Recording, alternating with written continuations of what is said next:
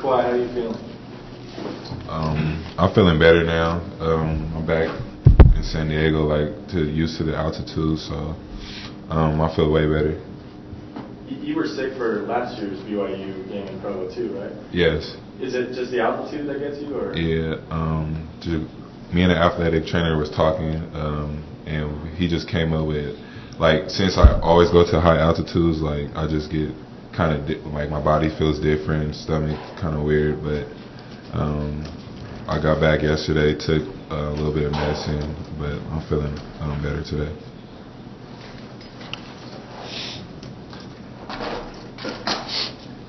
Why has it always been that way with you? Have you always had issues with altitude, or have you not been in altitude before you came here and started going into these games?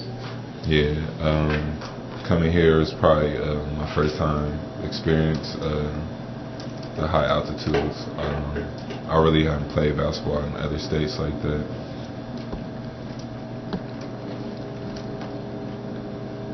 DJ, since you guys have had a bit of a chance to reflect on the last game, what are your thoughts and where are you guys at right now? The last game hurt, but it just shows everybody we still have room for improvement. We still have a lot of work to do, and this loss it's gonna show us as a team if we come together and how we're gonna respond to the loss against Wyoming on Saturday. Was there any pressure of playing undefeated?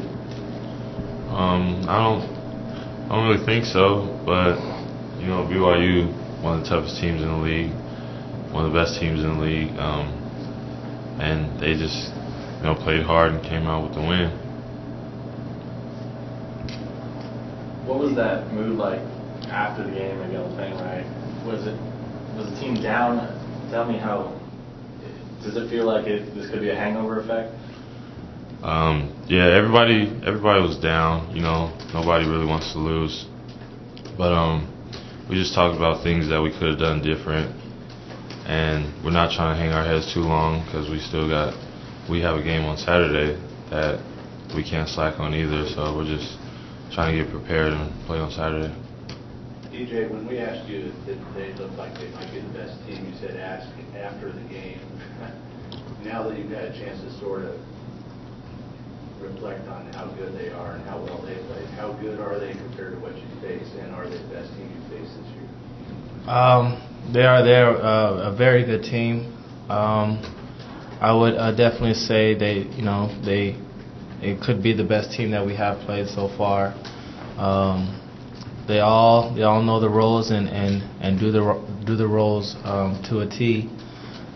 They're a very well coached team, very well put together, and we just have to learn from it and wait for our next chance. Did any of you see the highlights in the Jimmer for Dead Love Fest on ESPN and SportsCenter these past couple of days? Have you guys tried to stay away from it all? Definitely stayed away from it. DJ, how much, when you look back, I don't know if you watch tape or if you think back, what kind of grade would you give your team, not just you, but as a team, in terms of your defense on Jimmer? Do you think it was a case of him making some really, really hard shots, which is what your goal obviously was, or was it a case of you guys not doing some things and him getting easier looks? Defensive end, you're never going to be perfect. We made him take a lot of hard shots, but we've also gave him a couple easy shots to get him going. But he's one of the best out there. He takes a lot of shots and he makes a lot of shots.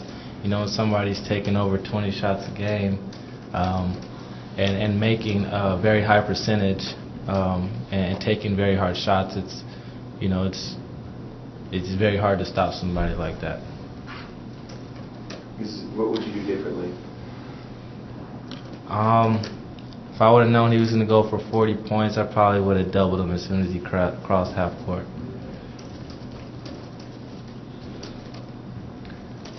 That being said, DJ, would you say there's a bit of resolve, a little bit of attitude with you guys right now to get back on this sort of winning streak, starting over, and look out Wyoming?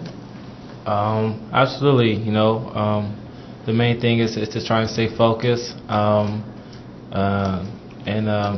We have to be mentally tough after a game like this, and I do expect that we'll bounce back and try and start another win streak. That's the plan, that's the goal, and that's hopefully what we'll do. That altitude looks like it's really tough. A lot of you guys are sort of bending over and sort of catching your breath in both halves, and I'm wondering if there's anything you can learn from it, or will it make it condition any harder? I know you had 6 days off leading up to this game. Was it just a case of that altitude? It's tough to deal with. It's always difficult, playing in altitude. Some people it affects more than others, but everybody feels it to a certain extent.